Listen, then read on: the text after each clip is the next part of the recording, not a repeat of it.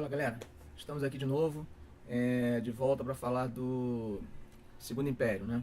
Tivemos nossa primeira aula introdutória, falamos de alguns aspectos do primeira década, da década de 40, da década de 50, e hoje voltamos aqui para conversar sobre alguns outros elementos relacionados a tanto a esse período quanto ao período posterior, que são elementos essenciais, né? Como eu falei para vocês, o tema é muito amplo, nós não vamos dar conta desse tema na sua totalidade, até porque esse curso não tem esse objetivo. Esse curso é um curso de construção de raciocínio e de amarrar pontos centrais. Nós partimos do princípio, volto a dizer, de que vocês têm um domínio desse conteúdo já vieram do ensino médio já com esse domínio, e tudo bem, eu disponibilizo alguns textos para a gente dar uma fortalecida nisso, mas o foco do nosso curso aqui é construir raciocínio em cima de pontos centrais, amarrando essa lógica do Segundo Império. Então, essa primeira parte da aula, antes de entrarmos no teor da aula de hoje, nós vamos fazer comentários sobre dúvidas de alunos que deixaram essa semana em relação ao vídeo da aula passada. Eu gostaria de enfatizar para vocês o seguinte: é legal se vocês identificassem quando colocasse a dúvida, porque fica uma coisa mais pessoal, né? mais direta, fica menos frio, vamos dizer assim, fica menos frio. Então, acho que é legal vocês se colocarem, não tenham vergonha não, aqui só tem amigos. Bom, as dúvidas dessa semana são duas. Teve um rapaz identificou, a outra não, o outro não. Vamos lá, vamos à primeira pergunta. A pergunta é assim: olá, professor. O senhor poderia explicar um pouco sobre as estradas de ferro no Brasil? De onde vinham o investimento? Obrigado, Celso, Rio de Janeiro. Bom, Celso, as estradas de ferro, como nós já citamos alguma coisa das estradas de ferro na aula passada, né? Nós falávamos sobre a importância desse avanço, essa especialização muito maior nas estradas de ferro. A estrada de ferro foi um investimento de trazer modernidade para o Brasil. Vocês não devem lembrar que, quando falamos de estrada de ferro, nós lembramos de Revolução Industrial, né? Que a primeira Revolução Industrial ela está intimamente ligada à questão das estradas de ferro, né, baseada naquela ideia do vapor e do ferro como matéria-prima principal. Nós vamos ter também, no Brasil, a estrada de ferro como um elemento que vai incentivar o desenvolvimento. Tá? A primeira estrada de ferro acontece ali no início da década de 50, foi uma estrada de ferro que estava ligado ao Distrito Federal, Rio de Janeiro. Na verdade, ela fazia uma ligação entre o Rio e Petrópolis. Essa estrada de ferro foi financiada pelo Barão de Mauá, né? Nós temos que lembrar que nesse período nós vivíamos um surto industrial. Nós não estamos passando por um processo de industrialização, isso só no século XX. Mas vivíamos um surto industrial, de certa forma apoiado naquelas questões que nós discutimos na aula passada, né? Entre os motivos para a gente entender esse surto industrial tem a questão das tarifas, do fim daquelas imposições inglesas, né? Que vinham desde 1810, e com a tarifa Alves Branco, isso vai de certa forma trazer um pouco de incentivo à industrialização. Também pressões quanto às taxas de importação vão incentivar que se produza aqui, tá, no Brasil, e isso é um fator importante. Mas devo frisar bem que nós não vivemos nesse momento do século XIX uma industrialização, um processo de industrialização. Tá? Era muito incipiente. Por exemplo, nós vivemos alguns momentos de muito crescimento, ligados, por exemplo, ao período da Guerra de Secessão nos Estados Unidos, onde a produção de algodão aqui ela tornou o nosso produto muito visível no mercado internacional e acabou incentivando também a indústria têxtil aqui dentro do país e tal. Mas as próprias estruturas econômicas do Brasil e aquela ideia de tradição agrária, elas acabam sendo um certo entrave. Então nós tivemos um surto, mas logo interrompido, e não deu continuidade. Só na década de 30 realmente nós vamos ter esse crescimento absurdo. Cuidado, não quer dizer que do Império até a década de 30 não houve crescimento da indústria no Brasil. Houve, tá? Houve sim, mas não naquilo que a gente começa a ver a partir da década de 30. Voltando à questão da estrada de ferro, os investimentos, esse primeiro investimento é o investimento basicamente do Barão de Mauá. Agora, a partir das próximas estradas de ferro, inclusive citando aí a Dom Pedro II, né, que mais tarde seria chamada de Central do Brasil, você já tem investimentos privados nacionais, variados investidores dentro do Brasil, vão colocar capital dentro da estrada de ferro, mas também capital inglês, tá? Capital estrangeiro. Então você tem um misto de capital sendo investido nesse empreendimento da Estrada de Ferro, que vai trazer realmente uma modernização, não só para a questão das comunicações, mas também o próprio avanço, né, da fronteira da produção de café, que vai ter muito mais facilidade de ser desenvolvida no interior do país. Né? De certa forma, ali, aquela região do Oeste Paulista, que agora já não tem tanta dificuldade de chegar até os portos do litoral. Tá? Então, é isso que eu queria falar em relação à Estrada de Ferro. Espero que eu tenha te respondido. Vamos lá, deixa eu ver aqui.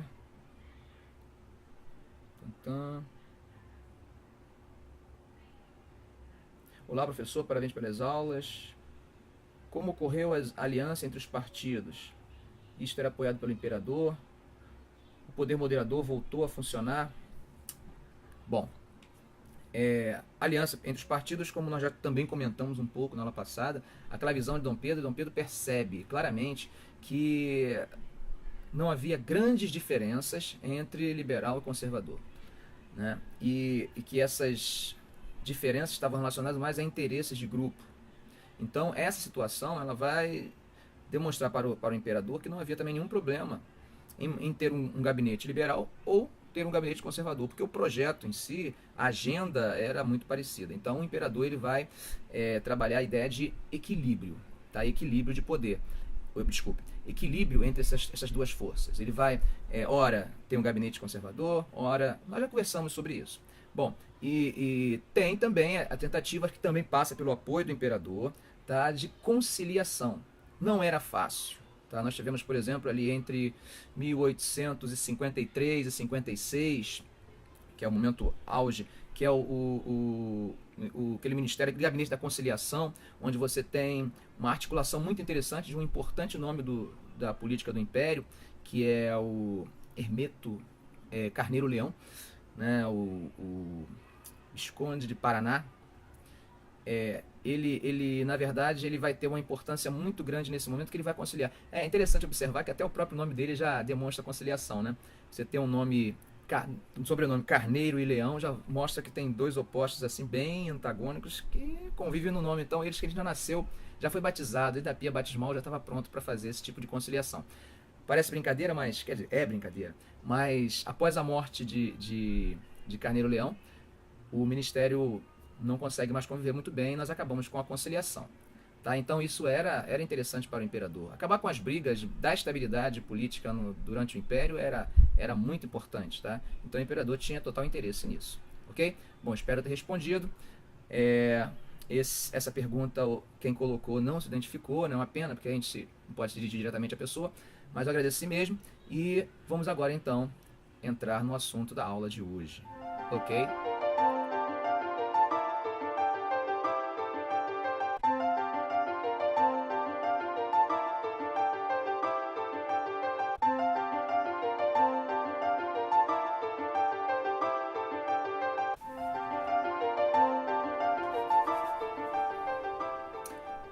Vamos lá, gente.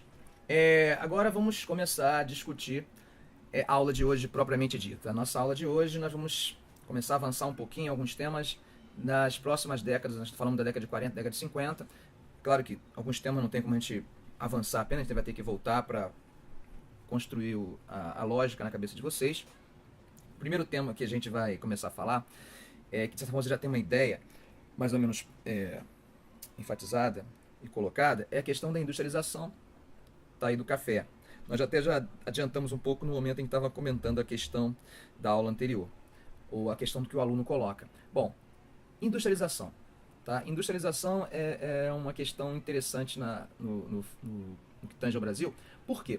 Porque nós tínhamos uma tradição agrária, uma tradição de que o país deveria... na verdade, essa tradição agrária, esse olhar agrário, isso acompanha o Brasil durante muito tempo. Tá? E isso, de certa forma, vai criar certas dificuldades de o Estado tomar para si o papel de investidor nessa indústria. Tá? A própria submissão à vontade do governo inglês, nos acordos feitos desde 1810, demonstra que parece que o Brasil o Estado não tem grandes interesses nessa industrialização. É claro que quando Dom João chega aqui, ele vai revogar aquele alvará de Dona Maria, que proibia manufaturas, tal, mas no que nós podemos concluir é que é muito tímida a participação do governo brasileiro no incentivo, numa política que incentiva a industrialização. Com a Lei Alves Branco, as coisas parecem que apontam para algo um pouco diferente. Então nós podemos ver, inclusive, a partir dessa lei, algumas discussões que afirmam que já existia um espírito industrialista, ou um grupo industrialista, que a Lei Alves Branco apontava para isso. Só que não há uma constância em relação a isso. Tá? São às vezes elementos externos que contribuem para esse processo de industrialização. Tanto que a figura do Barão de Mauá é um elemento bem demonstrativo disso que eu estou acabando de falar. Por quê? Quando você fala de Barão de Mauá, ele vai ter investimentos importantíssimos dentro do Brasil. Só que esses investimentos estavam mais ligados a uma questão particular do que a questão de Estado. Na década de 70, ele construiu um cabo submarino que ligava a Europa até o Brasil. A gente pode pensar, cara, que investimento de alta importância estratégica, né? Pois esse investimento feito por ele está ligado a interesses particulares. Claro que isso atende muito o Estado brasileiro, mas o Estado brasileiro parece que não aponta para uma lógica de entrar nesse empreendimento com força. Não é o que acontece. Então nós vamos perceber, tudo bem, depois de pronta esse investimento, você tem um Estado brasileiro feliz, agradecido, mas esse agradecimento é uma coisa de um setor público, né, digamos assim, para um setor privado, mas que não houve ajuda. Aí tem doação de título como recompensa e tal, mas você percebe que o Estado não participa ativamente disso. Os grandes investimentos que são feitos nesse momento são investimentos ligados a bancos, ligados à estrada de ferro, ligados à indústria naval. E outra coisa interessante é como o Estado se apropria desse capital, tá, industrialista desse momento, inclusive com aspectos políticos. O próprio Barão de Mauá ele vai sofrer certa pressão política em algumas questões relacionadas ao prata, como, por exemplo, para favorecer grupos políticos estrangeiros, como no Uruguai, que estavam enfraquecidos e precisavam de capital para se fortalecer ou para resistir às questões internas, e você tem altos investimentos, tanto do Estado brasileiro, quanto também investimentos feitos pelo Barão de Mauá, por pressão do governo brasileiro. Né? Nós temos aí um momento em que o Brasil se torna um grande fornecedor de capital para essa região, coisa que a gente vai discutir um pouquinho melhor mais tarde, mas está relacionado àquela que se chama de política dos patacões, né? Que é o Brasil como se torna uma espécie de credor, né, da região do Prata ali, para tentar construir uma política favorável a ele. Mas ele vai usar o capital privado, através de pressão, tá? Quando realmente o capital privado precisa de apoio do Estado, isso não acontece. Não é à toa que o próprio Barão de Mauá ele vai acabar se endividando com bancos ingleses e não vai ter nenhum auxílio do governo de Dom Pedro. Tá? Então isso demonstra que parece que a industrialização do Brasil ela só vai ser construída a partir de uma iniciativa privada e não do Estado. E sabemos que, se pensarmos em uma questão de infraestrutura, isso é extremamente complicado. Na história do Brasil, nós vemos que só quando o Estado realmente toma a iniciativa é que essas coisas acontecem. Okay? Em relação ao café, o café é um produto que vai ganhar uma importância muito grande ao longo do século XIX para o Brasil. Tá? O café ele começa a cair no gosto, tá, europeu, bem antes. Você tinha, por exemplo, na França, o café como um elemento extremamente cultural e tal, que vai se disseminando, vai se espalhando, até que quando chega ao Brasil ele vai ganhar grande espaço no Sudeste, na região do Rio de Janeiro, tá? O que a gente chama de Vale do Paraíba. E a partir daí o café vai ter uma importância tão grande que nós chegamos a produzir 50% da produção mundial de café. Então nós podíamos influenciar realmente de forma bem interessante quanto ao preço desse produto no mercado internacional. Agora essa produção ela vai ser em grande parte baseada no latifúndio, baseada no trabalho escravo. Tá? Só que como nós falamos, a partir da década de 50, nós começamos a ver um avanço mais intensivo desse café para fora da região do Além Paraíba e até mesmo entrando pelo estado de Minas Gerais e pela província de Minas Gerais, né? E depois ele acaba indo para o Oeste Paulista. No Oeste Paulista ele vai se modernizar. Quando eu digo modernizar, porque a própria sociedade que vivia nessa região aí era uma sociedade com a mente um pouquinho mais livre dos laços característicos do período anterior. Isso é uma marca muito importante e nós podemos considerar então que essa liberdade de pensamento e modernização do Oeste Paulista, isso tem reflexo na questão da mão de obra, inclusive. Tá? Talvez possa parecer um pouco exagerado, mas é bom nós termos essa diferença bem. Então, às vezes, exagerar um pouco é uma forma de enfatizarmos as diferenças e você construir o raciocínio. Muito bem. Isso vai ter influência em que tipo de mão de obra vai ser usada para a produção de café. E nessa questão de mão de obra usada na questão do café, você tem um crescimento muito grande do trabalho assalariado. Ou, em alguma relação, como as parcerias que nós discutimos na aula passada relacionadas ao trabalho do imigrante. Bom, nesse momento, gente, como é que nós estamos vivendo a questão política do Brasil? Como é que o Brasil está se organizando? Vocês já devem ter lido, claro, né, já estudaram sobre isso, que nós vivemos um parlamentarismo às avessas. Essa é uma questão que tem que ser olhada com cuidado, porque, e aí eu vou explicar uma coisa a vocês. Numa questão de história, o corretor, ele espera um certo nível, tá, de conhecimento do aluno, mas nada além disso. Então, você tratar superficialmente, ele vai falar, bom, esse ponto aí tá legal, tá 10, tá ok. Mas quando você aparece, de repente, suplanta esse nível esperado, isso cria uma simpatia que é importante na hora de uma correção de prova. Tá? Porque ele acaba te dando tanto valor que às vezes ele deixa de olhar até algumas questões que não foram bem elaboradas e tal, mas porque ele simpatizou. Gente, isso é sério, isso acontece. Tá? Isso acontece com o corretor. Então, ele é um ser humano. Nós temos que aproveitar para trabalhar isso também. Então, vamos esclarecer um pouco essa questão do parlamentarismo às avessas. Olha só. Primeiro, não existia na Constituição de 1824 nada relacionado ao parlamentarismo. A Constituição de 1824, ela não falava em nenhum momento em parlamentarismo. Então, como é que nós temos parlamentarismo no Brasil? Bom, o parlamentarismo no Brasil, ele vai sendo construído aos poucos, inspirado no modelo inglês. Só que a forma como ele vai se construindo, ele vai acabar tendo um aspecto bem diverso do parlamentarismo inglês. E aonde está a grande diferença que leva a gente a chamar esse parlamentarismo de parlamentarismo às avessas? Bom, é o seguinte, você pensa no parlamentarismo da seguinte forma, você tem um parlamento, tá? Esse parlamento, esse legislativo, ele é construído e a partir desse legislativo você chega ao ministro, né? Que no nosso caso seria o chefe do gabinete, tá? A partir daí, esse ministro, esse chefe do gabinete, ele passa a governar numa espécie de coesão com esse parlamento. No momento em que esse ministro, esse chefe de gabinete, começa a entrar em atrito ou a ter opiniões diferentes desse parlamento, as coisas não podem dar certo. Aí qual é a opção? A opção é o primeiro-ministro vai até ao chefe de Estado, tá? E esse chefe de Estado, no caso o presidente ou o rei, dependendo do parlamentarismo, se é monárquico ou presidencialista, e aí ele pede um voto de confiança ao imperador, ao rei ou ao presidente. Esse, lhe dando o voto de confiança, o que acontece? Ele dissolve o parlamento todo.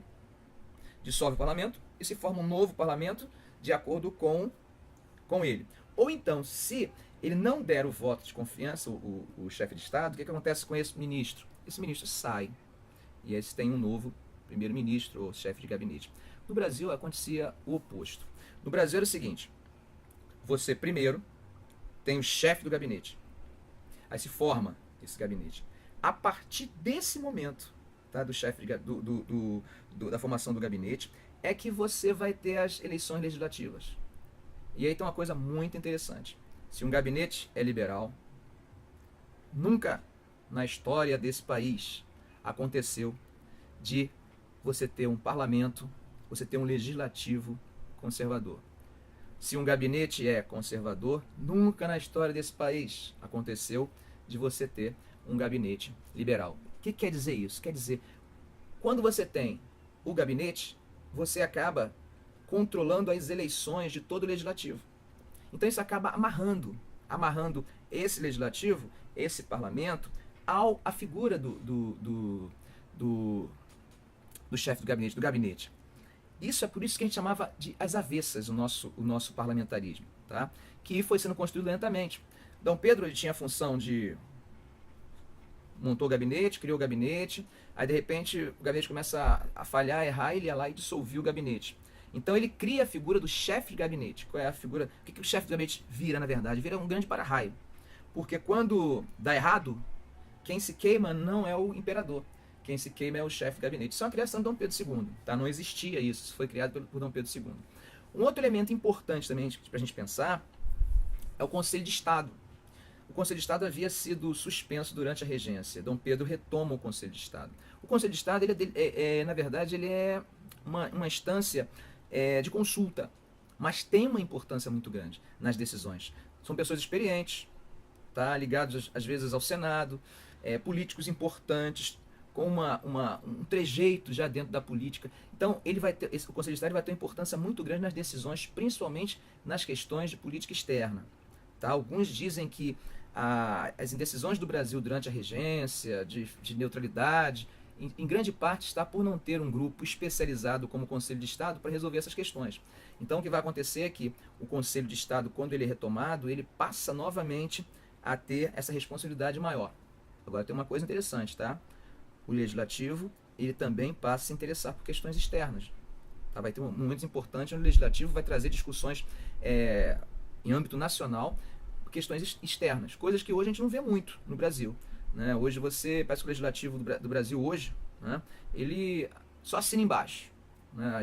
O que se discute em relação à política externa fica ali entre o presidente, o chanceler, tá, o Ministério das Relações Exteriores, e o Legislativo praticamente assina embaixo. Nesse período do Império, mesmo com o Conselho de Estado, você tem uma participação importante nas decisões de política externa por parte do Legislativo. Tá?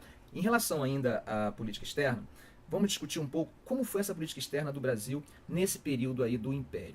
Bom, como vocês devem saber, nós já discutimos isso, ao longo da regência, a política externa do Brasil foi extremamente neutra.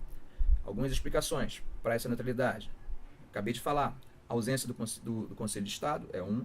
Segundo, a situação do Prata. Né? Nós tínhamos uma figura importantíssima do Prata que era extremamente temido, temos que dizer isso, temido, de certa forma, pelo Brasil, que era o Rosas. Tá?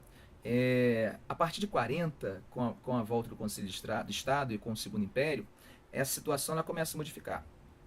Primeiro que o Brasil precisa resolver uma questão no Prata, que é a questão nossa relacionada à Farroupilha. Em 45 nós resolvemos a questão da Farroupilha. A partir daí os interesses do Sul, daquela região do Sul ali, vão ser interesses sempre muito visíveis para o Brasil. O Brasil se preocupa com essa relação, o Império se preocupa com essa relação ali no Prata, porque sabe o risco que tem de perder novamente o controle sobre essa região aí. Então, por exemplo, o Rio da Prata, a navegação do Rio da Prata. Por que o Rio da Prata era importante para o Brasil? Na época, né, nós não tínhamos uma passagem para o Mato Grosso por terra. A única forma de nós chegarmos ao Mato Grosso seria através do Rio da Prata. Vocês imaginem se nós perdêssemos o controle do Rio da Prata. Então, manter o controle daquela região era importantíssimo. Tanto que nós começamos a nos aproximar daqueles estados da região. Quais eram os estados da região? Os mesmos de hoje. Brasil, Império Brasileiro, Uruguai, o Paraguai e aquela situação ali que ainda não era bem uma Argentina, né? Era uma Argentina em construção ainda, com diversas províncias ali brigando pela hegemonia de poder, mas naquele momento Rosas conseguia, de certa forma, fechar um pouco essa lógica e a gente já pode considerar uma Argentina, vamos dizer assim. A Argentina disputando poder, tá, e hegemonia naquela região. E o Brasil, do outro lado, também querendo disputar. Então podemos dizer que é uma espécie de política bipolar. Uma política onde estava o Brasil de um lado, a Argentina de outro. E aí quem está na órbita ali? Uruguai e Paraguai. Situação do Paraguai. Paraguai, formado e não reconhecido como Estado, só vai ser reconhecido como Estado pelo Brasil na década de 40, se eu não me falho a memória, em 1844. A partir desse momento, você tem uma tentativa por parte do Paraguai de se abrir, porque até então, durante o governo de França, ele era fechado. Né? Não tinha pouca relação com os países do entorno, né? tinha uma disputa comercial com o Brasil em relação à erva mate, mas depois entra Antônio Lopes. Antônio Lopes, um político experiente, que assume o Paraguai e começa lentamente a se aproximar do Brasil. Tá? Essa aproximação com o Brasil ela é estratégica porque ele percebe que aquela situação de ostracismo, de fechar, de ficar como uma ilha naquela região não dá certo. Então ele começa a se aproximar lentamente do Brasil, tentando construir uma lógica de desenvolvimento. Tá? Você começa a ter, inclusive, investimentos ingleses. Preste atenção nisso, isso é importante. Começa a ter investimentos ingleses nesse desenvolvimento do Paraguai. O Uruguai numa grande disputa entre seus dois principais partidos. Quais eram os dois principais partidos? Colorados